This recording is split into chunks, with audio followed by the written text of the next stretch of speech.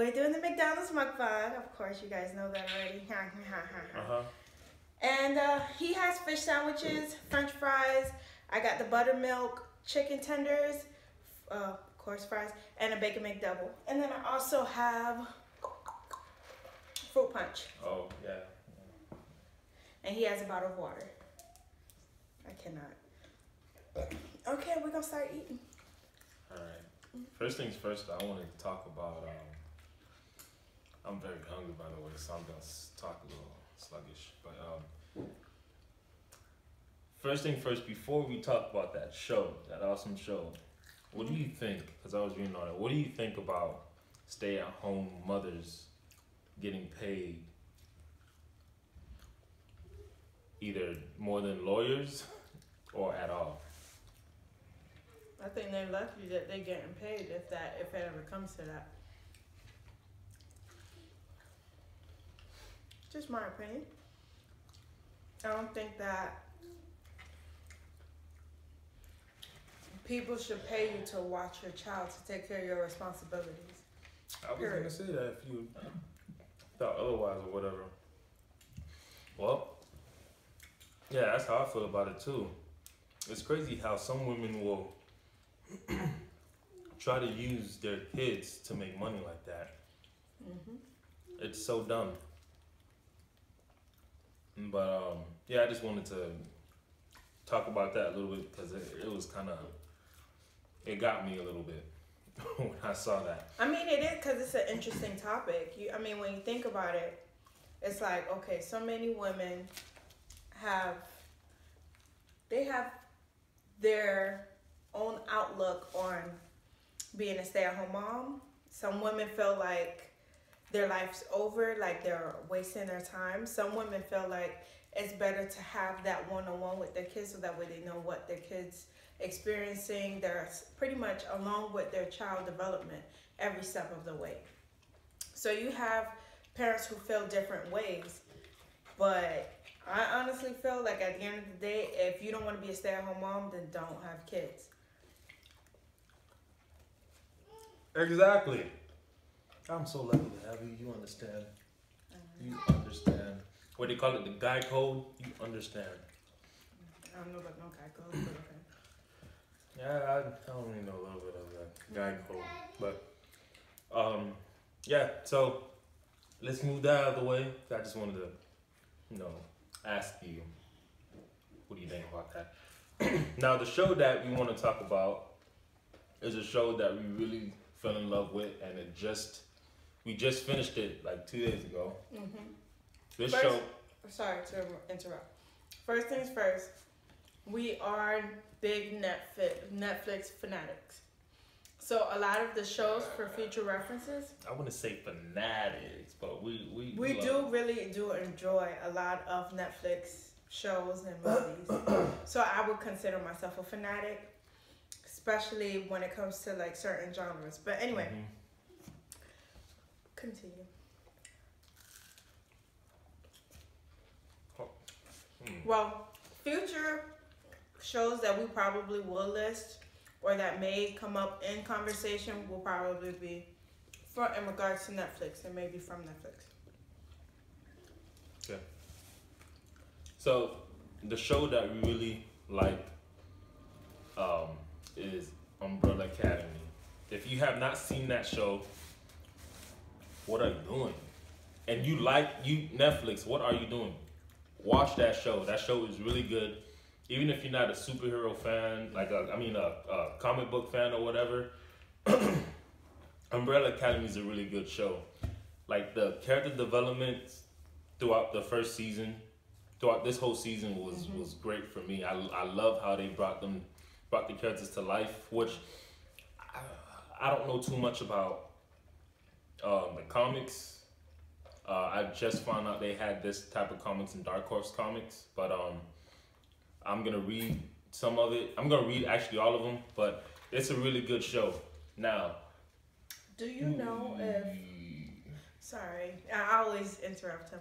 But do you know if they have the comic book of, or like a website that we could probably link of the comics of what it mainly came from? I don't know. We have to try it, but I know there's comic books. If I find it, There's I'll comic definitely based link on- it. Yeah, based on the story, Dark Horse Comics.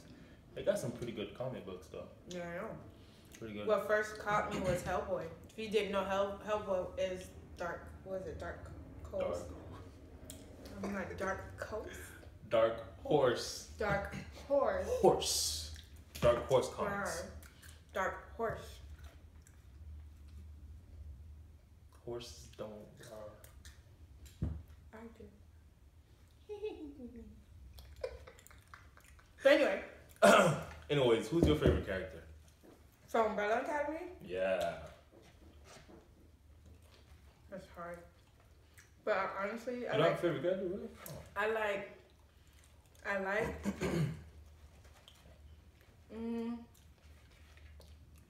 At first, I really liked 5, but then I was like, he's so arrogant. He gets on my nerves. Prideful, man. So, my favorite so far is, I heard a rumor. What number is she? I listened to 3. 3. And that's because she thinks realistic. And in important situations, it's important, put it like that. In serious situations, it's important for you to know exactly what to do, because then they put you in a whole nother pickle, in other words. But her power is whatever she speaks come true. Yeah, it's like kind of like alternate reality of some sort. So she always starts off with the phrase, I heard a rumor. And anytime she says, I heard a rumor, let's say that you tied your shoes. You'll be tying your shoes and you don't even know how or when you started doing it, but that's what you're doing. So I think she's very powerful. Yeah. Now, I honestly, I don't know if the character is amazing. I haven't read the comics yet, or I haven't seen anything about it, but I think that the person that plays, she really does become a character. Like they all did. They really did own up to that. Like they did real good with that.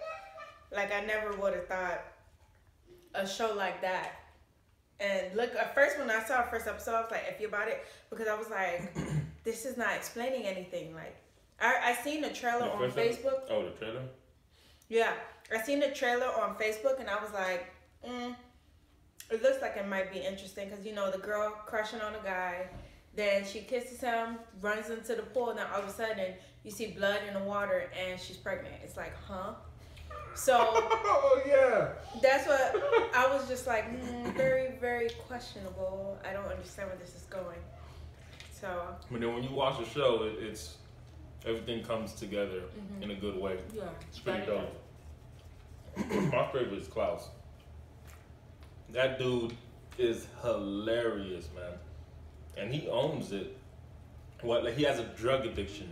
When he was a kid, their father will because his ability is conjuring the dead. He can talk, communicate with the dead, whoever previously died or whatever, which will be a good ability to be in the. He can also control the dead, literally control. Like let's say Superman, right? I know Superman and Umbrella Academy are not in the same comics, but let's just say a character like Superman or whoever has abilities die. He can conjure their body and their conscious and soul or whatever, and he can basically control them like a puppet, which I think that's pretty dope. And I feel like if he can like train a little bit more, I think he'll be the best one. Aside from this one person we'll talk about next, I think he has the potential to be the best. And that's not the reason why he's my main favorite. That's part of it. The main reason is that he doesn't care. He doesn't let anything get to him in a certain way. He's hilarious and he's funny. Wait, what am I saying? I'm hungry. Sorry. Hilarious, funny, same thing. Y'all know what I meant. But yeah, he's a pretty cool character, and he's my favorite character, and he's number 4. Yes, number 4.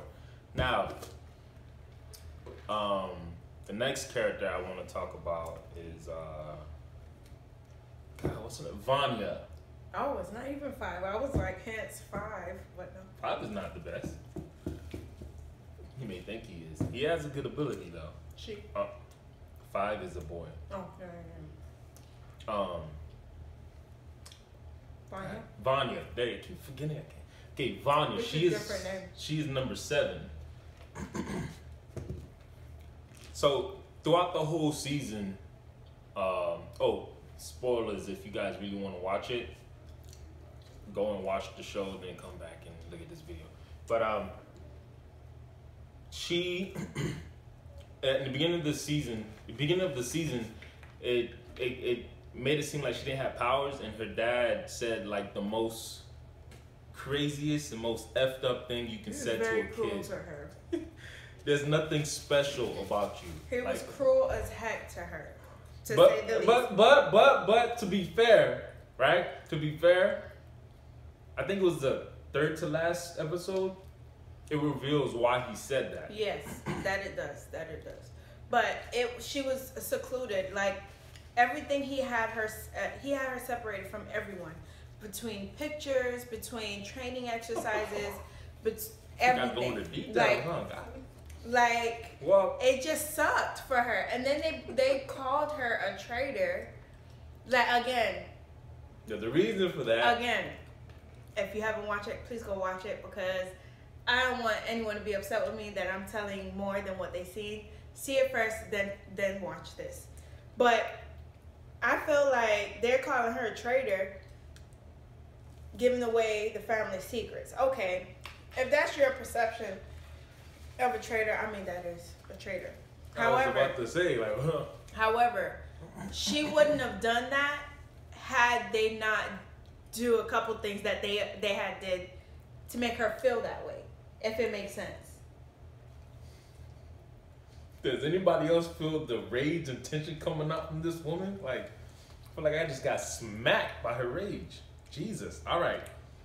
Anyway, turns out she has powers, and she's the strongest of them all. For now, I still think Klaus can overdo her with that power. It's weird that we're not talking in like in order by the numbers, but whatever. Because you, in each episode, it makes you jump up and down. When you hear different episodes of different things that happen to people. Just like, bless you. Just like a lot of people did not know that Diego, which was number 2, towards the end, you figure out he had a stuttering problem. I had no idea. Not with how he was behaving, not with what was happening. What do you... I'm sorry. My father had a bad... he had a bad stuttering problem, so... I'm not making fun of nobody. I just thought it was kind of funny. Don't judge me. But, yeah, number 2... He's a little of a hothead too, ain't he? He's very much of a hothead. Yeah, he's. I don't know if he's jealous of number 1 or he just wanna be number 1. In the Bless you.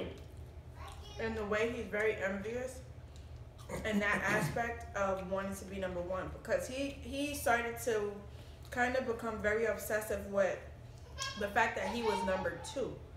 He was like, why are you number 1? You the greatest? Are you the best of us? And that created that envy, that frustration of, is he better than me because he's 1? I would never let that happen. Even though he was indeed number 1 and Diego was number 2, he felt, yeah. Luther Space is Boy. number 1. That's the name in the comments, by the way. Space Boy. He still felt like, okay, I can overshadow him and become number 1. That dude's a piece of work, All that strength. He's a piece of crap. Let me tell you why I felt that way. Don't even spoil that. Just say that he's a piece of crap. The character's a piece of crap. Let me tell you why. My opinion. For example, when they found out their sister had a power, instead of having that one-on-one help train her, he took it upon himself to lock her into a safe. Okay, how is she gonna get out of that? And then that's just gonna create make her more frustrated. That is true. Yep. Like, and that's why I admire Allison, because Allison told her in that whole situation, she said let her go at the end. And then even Klaus even said, we're family. Maybe she's just not learning her power. She doesn't know what she's capable of. This is why we should all, sit down and talk. What does number one do? Oh no, we're locking her in there. It's the safest thing we can do for now. That made her even more mad. Like, why would you do that? Yeah, like a dog. All my brothers, we're gonna get together and do this challenge. That's spicy. Because we got this. Yep. We'll probably do another Continue. another mukbang, and that will be our review on the murder mystery with the movie we were talking about with Adam Sandler and Jennifer Aniston. So yeah, that'll probably be our next video. Hopefully that'll be up on either maybe next week sometime. Mommy. Or maybe sooner. Or sooner than that, yeah. So okay, you guys, it's nice seeing you. I know we took forever, but we back at it again. With the night white oh, I thought we